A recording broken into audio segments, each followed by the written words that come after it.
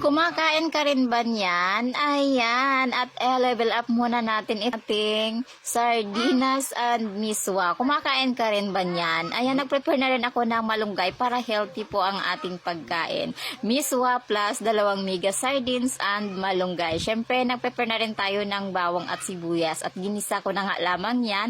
At nung pinapakuluan ko na, ako'y pumasok na ng kwarto at nag-prepare nga ako nitong mga pre-samples po ko. Grabe yan, ganyan na siya kadami. Samantala, yung dalawa kong anak ay nasa loob ng kanilang kuna, naglalaro at hinahayaan ko muna sila dyan habang ako ay busy sa aking ginagawa.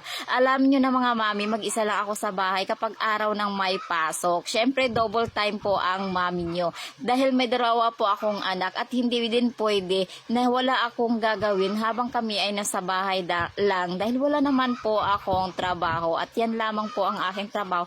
Yung dalawa kong anak at ang aking mister ay magsasaka. Syempre, mahirap po ang buhay probinsya pero syempre, kakayanan natin yan kahit nagaano pa yan kahirap. Yan po yung dalawang inspirasyon ko, ang aking dalawang boylet na kahit na ako'y hirap na hirap mag-isa sa bahay kapag araw ng may pasok.